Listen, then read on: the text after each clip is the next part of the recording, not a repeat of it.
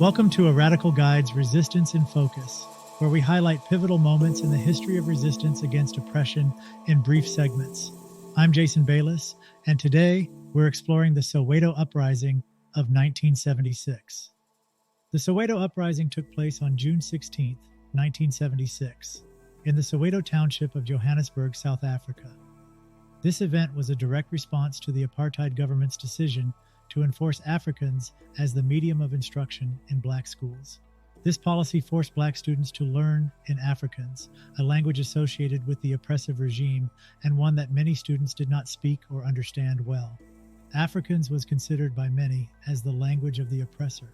The broader context was the systematic racial segregation and oppression under apartheid, which affected every aspect of life for black South Africans.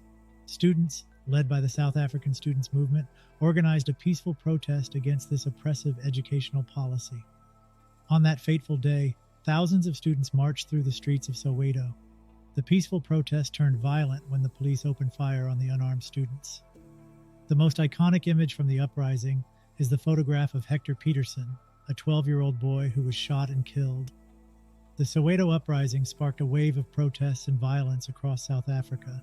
The day after the massacre, about 400 white students from the University of the Witwatersrand marched through Johannesburg's city center to protest the killing of children.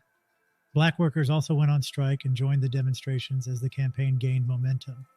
Riots broke out in black townships in other cities across South Africa. The uprising marked a significant turning point in the anti-apartheid struggle, drawing international attention and condemnation of the apartheid regime.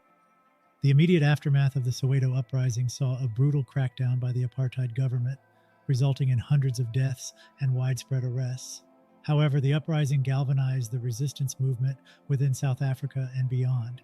It played a crucial role in the eventual dismantling of apartheid and the establishment of a democratic South Africa. Today, June 16th, is commemorated as Youth Day in South Africa, a national holiday honoring the bravery and sacrifice of the students. The Hector Peterson Memorial and Museum in Soweto is a poignant reminder of the events of 1976 and their lasting impact on the country's history.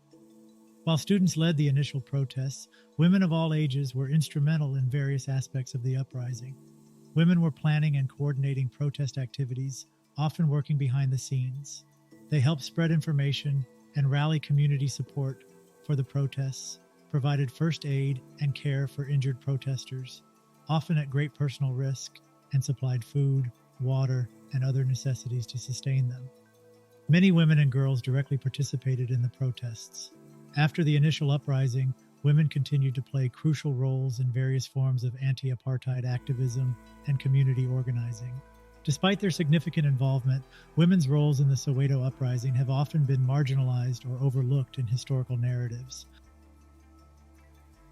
The Soweto Uprising was a catalyst for future resistance movements.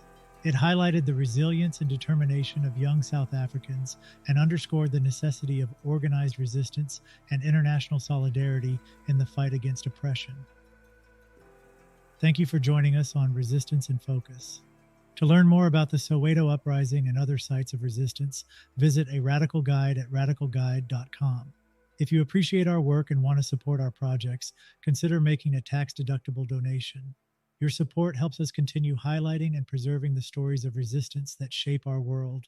And remember, follow ideas, not people.